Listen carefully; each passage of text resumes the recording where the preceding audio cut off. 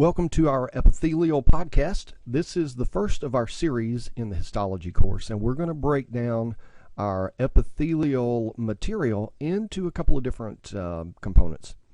And our first component is going to have a certain set of objectives that we're going to help to accomplish by the end of our time here. So this is epithelium part 1. And by the end of our unit, I'm going to expect you to be able to identify the structure called the basement membrane. Now this is going to be essentially the foundation on which our epithelial cells will sit.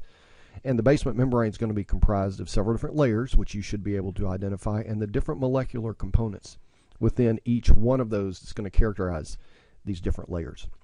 Also, as we look at epithelium, we're going to classify epithelium in two ways. First, do we have a single layer versus multiple layers? And that's going to be simple versus stratified epithelium.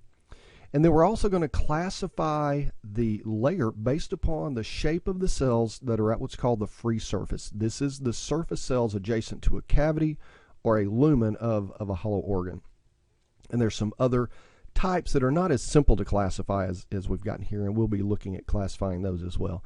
And then last, I'm going to expect you to know the anatomical locations of the typical types of epithelium that we're going to describe for each particular category of epithelium as we step through them. But first, we are going to look at the basement membrane.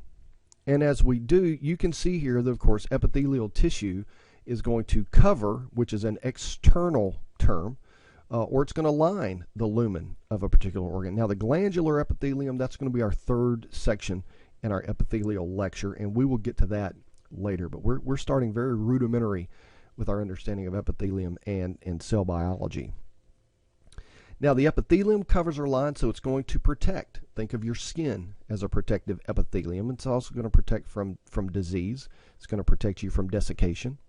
We have transcellular communication, so this is going to be communication back and forth between cells. We've got selectively permeable membranes, our plasmalemma.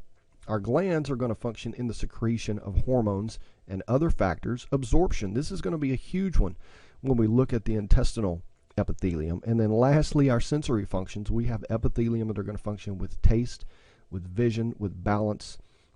We can talk about pain, temperature. These are all going to be types of epithelial cells that are modified to transduce a stimulus into an electrical signal that will be transmitted to the brain. Now, all epithelial cells are going to have a foundational molecular layer, and this is called the basement membrane. And as you look at this illustration, they've pseudo-colored this in green.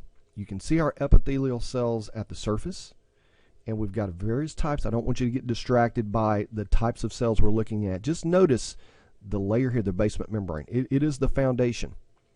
Now, this is going to have several different functions, not the least of which is anchoring the epithelial cells that are residing above to that foundational layer. If you've ever looked at building a home, you don't just sit the wood on top of the concrete, but you put it in with big lag bolts that are anchored down into the concrete. So we're going to anchor these cells with various plasma membrane receptors and structures into the molecular components of the basement membrane. Now, in some cells that we may have a difficult time defining as an epithelium, and when we look at smooth muscle, skeletal muscle, fat cells, and some of these neuroglial cells, certainly those are not epithelial cells. But they're going to be surrounded by this acellular molecular coating that we're going to refer to as an external lamina for them. We're going to reserve the basement membrane terminology specifically for our epithelial cells, even though we can see the similarities there in our external lamina. So again, we're focusing in this first unit on epithelial cells and this molecular anchoring layer. Now, in this image from your textbook, we can see the basal part of the cells, and you can see now the basement membrane is presented in blue. And just to give you some sort of orientation, we're going to talk about these terms later as well. The free surface of the cell that you see in this illustration, it would be here at the top. This is going to be adjacent to a lumen, an open area. This is referred to as apical. The top of the cell is apical. The bottom of the cell is basal. and the sides of each of these cells is going to be the lateral compartment. So we're looking right now for basement membrane down at the basal compartment. Now in this expanded view, we can see the basal part of the epithelial cells, and don't worry about this hemidesmosome term. We'll define that toward the end of Unit 2.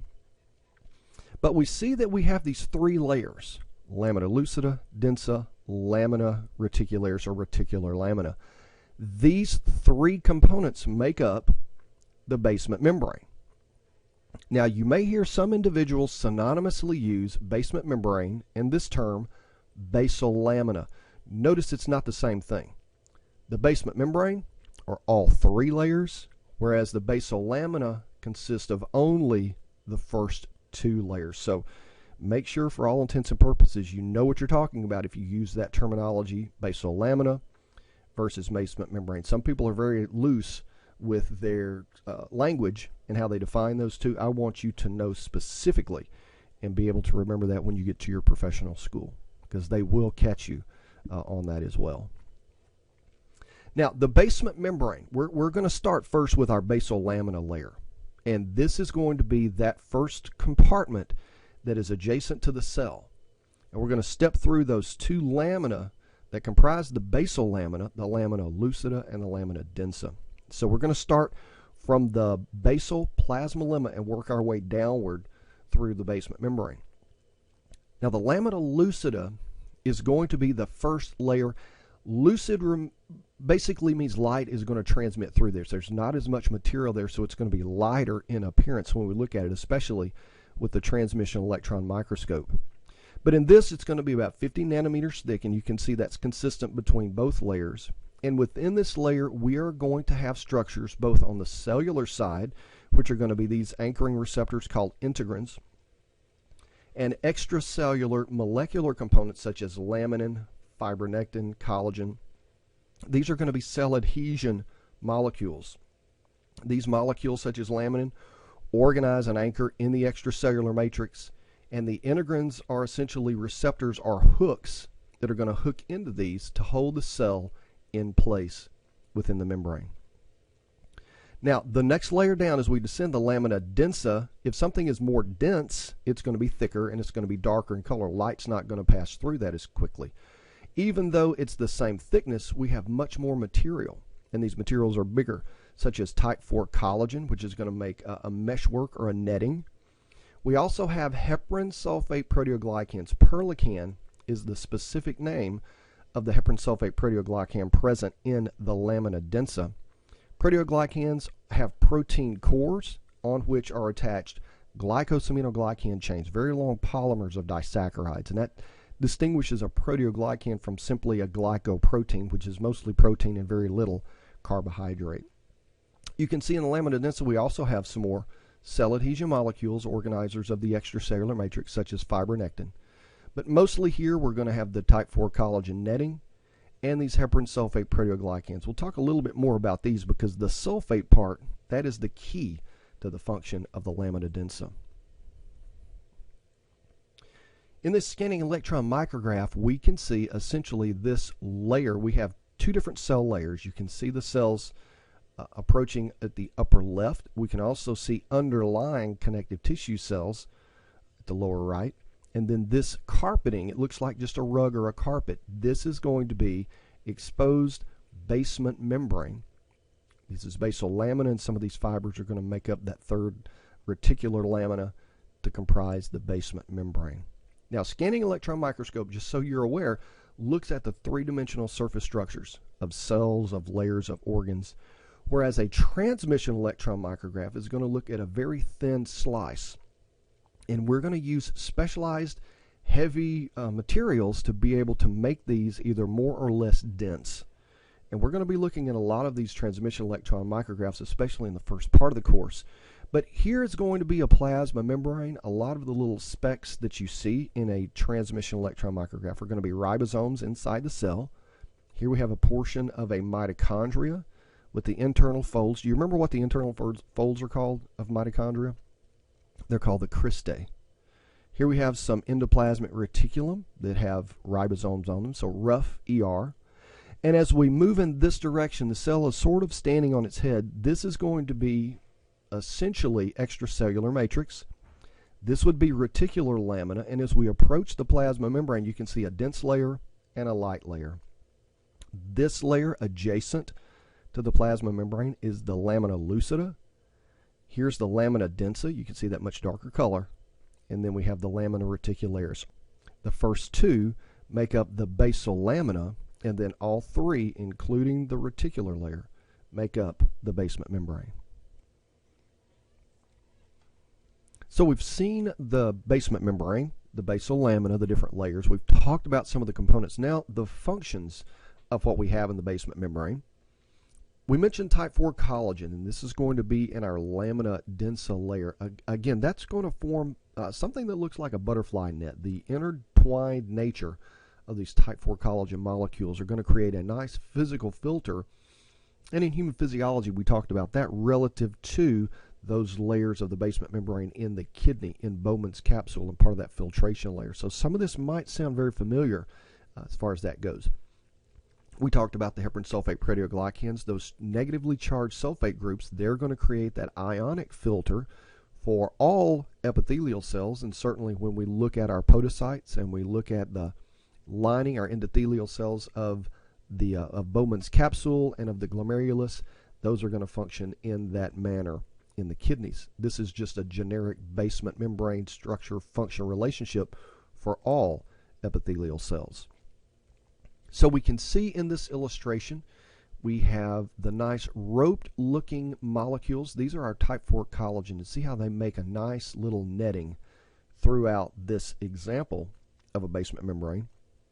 The blue molecules are going to be our perlecan, and you can see them listed here, where the larger helical structure is the protein core, and then the skinnier chains, these are going to represent our three heparan sulfate glycosaminoglycan chains that are covalently attached. We also have molecules like laminin. We can see laminin is a cruciate shape that's going to help to organize the extracellular matrix components and to create an anchorage point for integrin molecules. We have little molecules called intactin, but you can see the physical barrier that we have here created with type 4 collagen and the other cell adhesion molecules, and then we've got the ionic filter system with our negatively charged heparan sulfate chains. Now understand, this is just a diagram. This is not necessarily a physical relationship, drawn to scale relationship. It's going to be much more dense than we see in this illustration, but it gives you an idea of the complexity of just some of these layers of the basal lamina. Within the basal lamina, we're also, depending on the composition of the molecules, especially cell adhesion molecules, this is going to direct cell migration. If you have more cell adhesion molecules accessible for the integrin receptors and other cell adhesion molecule receptors, that's going to direct their migration, and certainly that's an important function that happens during wound healing. It's certainly a function that also happens during metastatic processes of cancer. We mentioned the foundational relationship of the basement membrane, the cell adhesion molecules. That certainly is a critical factor that we have. So far we've been talking about the basal lamina, lamina lucida first and lamina densa. But the lamina reticularis, this is going to be the third layer of our basement membrane, and this is going to tie the underlying connective tissue to the basal lamina that we see as the foundation of our cells. And so we can see reticular fibers. Now, I don't particularly like that name. It's sort of an older terminology, but we are talking about type 3 collagen, type 1 and type 3, and there are a number of different types of collagens.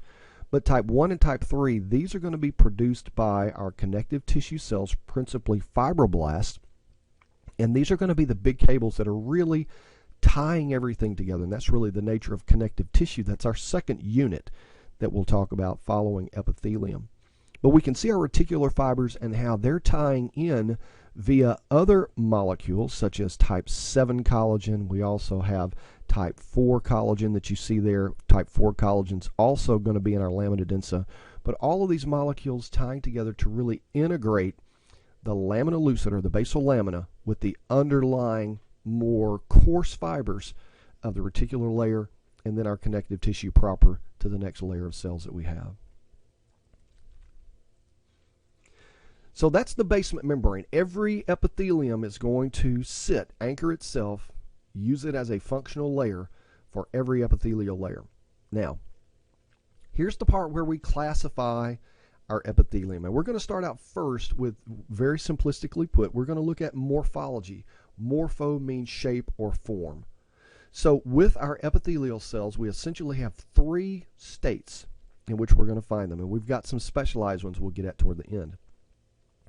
But our flattened epithelial cells, and envision them like fried eggs, and in this illustration they're showing a little bit of a thicker version of a fried egg. Looking down from the surface, you might think of them as cobblestones or stepping stones on a sidewalk, pavers, for instance. These are called squamous epithelium, the flattened type of cells. Now, these are going to be much wider than they are tall by definition. However, if we look at cells that are about as tall as they are wide, now we're talking about cuboidal epithelium. You see the yellow basement membrane, you can see the basal compartment, the apical surface, and we can see that these are about as wide as they are tall. So these are cuboidal cells. Now, if we go over to the extreme, much taller than we have in our width, these are columns. And so we call them columnar cells. Now in this illustration, they're showing that the apical surface is very smooth, and here we have some apical modifications. We'll be talking about those in our second unit. But right now, we're just distinguishing between squamous, cuboidal, and columnar. Now I think you can envision there are going to be some gray areas. Well, it's a little bit taller than wider, so do I go with columnar or do I go with cuboidal?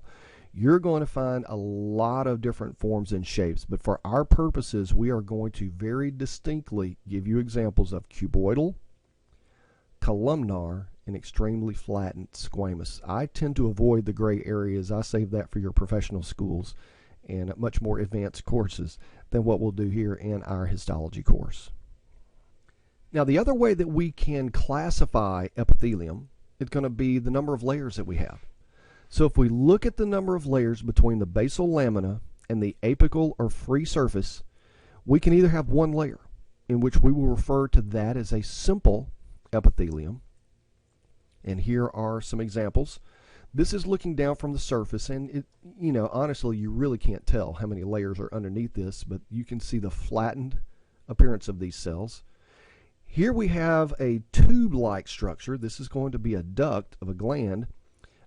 And it's been cut, well actually it's in our kidneys, it's a kidney tubule, and it's been cut in cross section so it appears round. This is going to be our basement membrane, and here we see the lumen.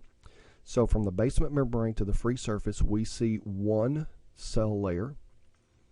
Again, here we see a luminal surface. This is another kidney tubule. We have a basement membrane. This is more of a longitudinal section, so it's cut in length. Again, about as tall as wide, so we're looking at a single layer, probably cuboidal. And again, these are going to be cuboidal as well, almost as wide as tall.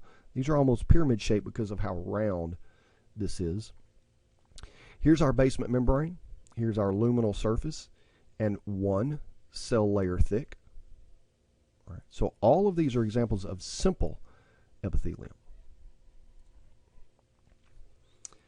Now, the other types we can have based on number of layers certainly are single layer versus multiple layers, which is called stratified epithelium.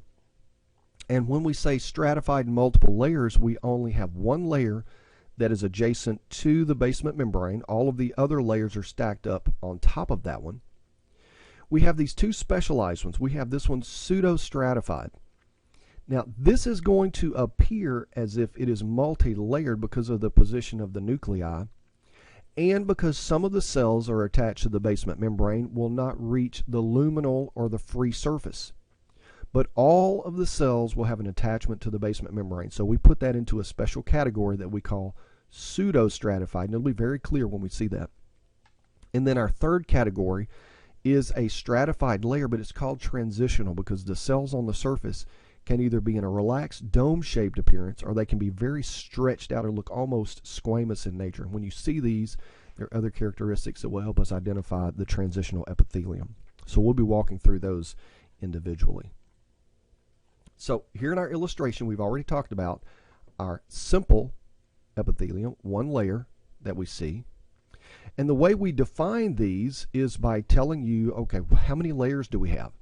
This is a simple, and then we add in the shape of the cell that's at the free surface. So this is a simple squamous epithelium.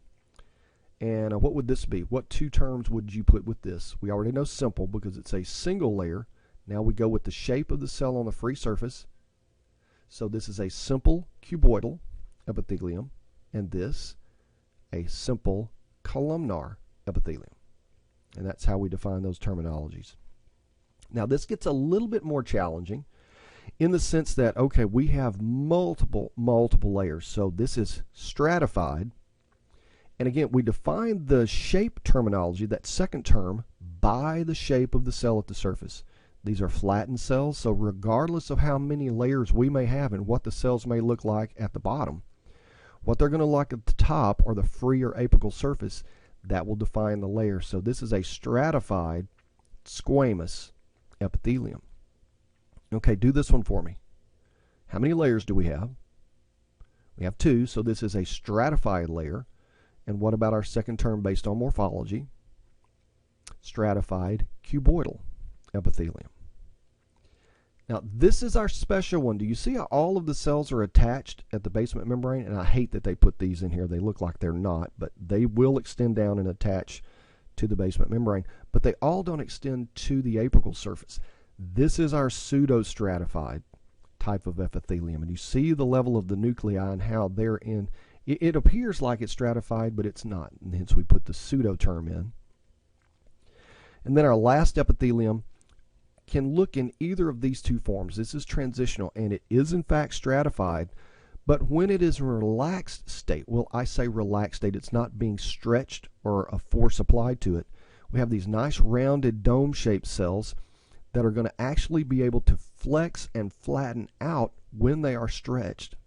So this is our transitional epithelium, and you're going to find this localized to our urinary tract. This is going to be the transitional epithelium. So this is that specialized one that we just applied that terminology to. All right, so let's walk through each one of these and look at some locations where we can find each of these different types of epithelium.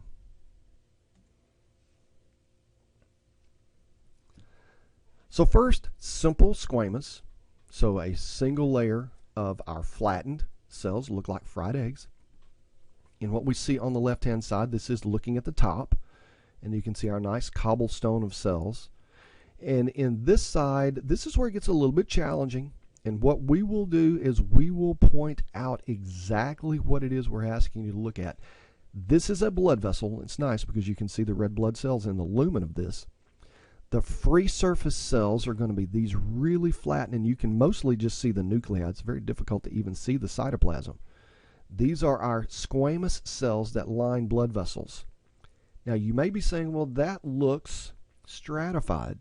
And until we learn more about blood vessels, it may appear that way. But what we're actually looking at are different cell types. These are going to be our smooth muscle cells. In blood vessels, we have only a single layer of epithelium. We actually call them endothelial cells. But for our classification of what type of epithelium do we have, we're going to say that this is simple squamous. Now some other locations, certainly, we said lining of blood vessels, but the alveoli in your lungs, the loop of Henle, the very, very thin tubules we have in our kidneys, parietal layer of Bowman's capsule, and the peritoneum. This is the mesothelial lining that's going to cover our internal organs, which is the visceral peritoneum, or the parietal, which covers the lining of our different cavities, our pleural cavities, our abdominal cavities. Those will all be simple squamous epithelium, and the locations where we can find them. Simple cuboidal, single layer of these square or cube-shaped cells, and if you cut a tubule in a longitudinal section, you'll see them looking like this. But if you cut a tubule in cross-section, they're going to appear as pyramidal cells, pointed at the top, more broad along the base. But again, we're going to remember we're looking at the average width versus the average height, and these are cuboidal. All of these cells are going to be cuboidal and simple cuboidal epithelium. Mostly the ducts of glands looking at some of our kidney tubules. And again, the covering or the capsule of the ovary is going to be a location where we'll find simple cuboidal. This is much less abundant than we'll see with some of the other types of epithelium. Simple columnar, again, a single layer of tall rectangular cells, much more tall in their height than they are in their width. And this is a nice example. You can see how the nuclei line up fairly well in a single file line. You may have an occasional nuclei out of place in some of these. Don't get distracted by the outlier. Look at the average of what's going on in a particular micrograph. That will help you out more than anything else. For our simple columnar epithelium, we're going to find these in our oviducts, efferent ductules in our testes, and we'll be looking at all of these structures so that you're very familiar with where you find these, anatomically speaking. The uterus, small bronchi that we'll have in our lungs, but mostly where you're going to see these more commonly is in the digestive tract, the long portions of our intestines. And then in some glands, some of the larger ducts will begin to have simple columnar. Mostly when we look at ducts of glands, we're thinking of simple cuboidal, but if they're big enough, they will be simple columnar. Now we move to our stratified layers. This is a little more complicated, but not much, so don't panic. We've already talked about our stratified squamous, and we're identifying stratified by the cells that are along the free surface. Now, here is the thickness of our epithelium. This is going to be mucosal tissue, and you can see our basal cells, nice round nuclei, but as we get close to the surface, we can see these flattened oval-shaped nuclei, which are going to be typical of our squamous epithelium. So this is stratified squamous. However, we define stratified squamous with two categories. The first category is, as you see here, a non-keratinized, another term is para-keratinized, and these are living nucleated cells at the border. You'll find these in your mucous membranes. We're going to distinguish these from stratified squamous epithelium that does not have living cells at the surface, such as your skin, and we'll see that coming up. So our mucous membranes and our mouth, oral, pharynx, esophagus, vagina, these are all places where you can locate and identify stratified squamous, non-keratinized or para-keratinized epithelium. When you have cells at the free surface that are dead, you no longer have nuclei.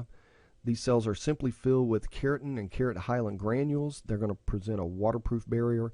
This is the epidermis of the skin. You can see a scanning electron micrograph. We have some cells here. You can't really make these out, but you can see these thickened, just layer after layer of these dead keratinized cells that you have here. This is going to be our stratified squamous keratinized epithelium. Now, in a light microscope, this is what skin is typically going to look like. Our epithelium is going to extend from this point where we see the beginning of our darker layers. This is all dermis.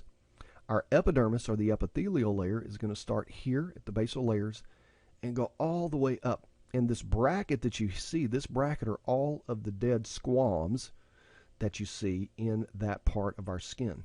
Now, sometimes when you have burns, when you have shedding of the skin, like from a sunburn, that is called desquamate. And desquamate comes from the squam part in the characterization of the shape of those cells and the shedding of those cells. Stratified cuboidal, these are not common very much at all. And where you're going to find these are the ducts of the sweat glands. Again, we're going to have two very distinct rows of nuclei. You can see an outer row, an inner row, and there's the lumen of our particular duct of the sweat gland. So not very common for stratified cuboidal, but they do exist.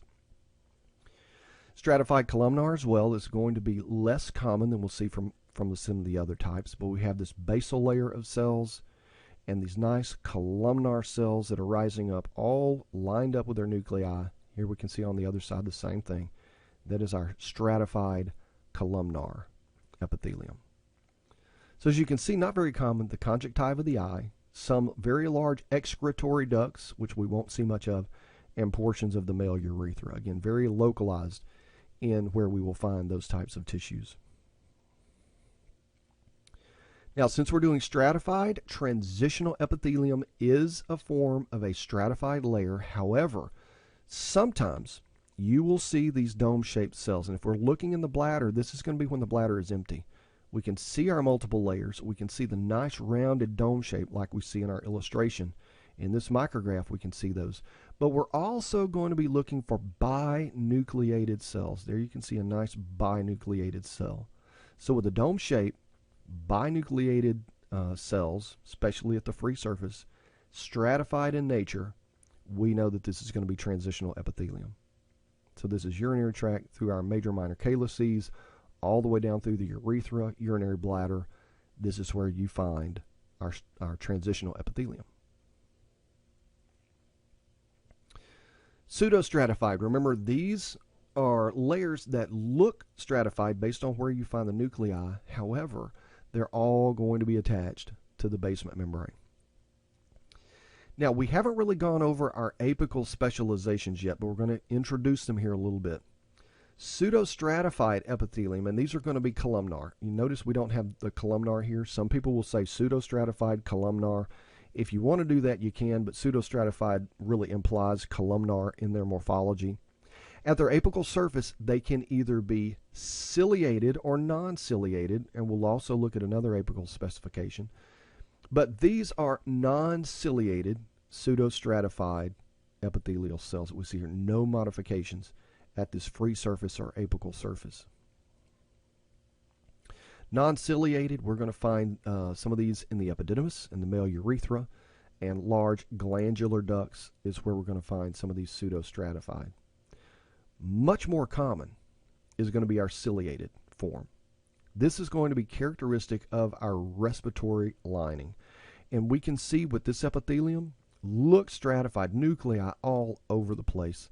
But this is actually pseudostratified. Stratified is going to line up. When you just see a conglomeration of nuclei all over the place, that's pseudostratified. And certainly at the apical surface, we're going to have a dark line.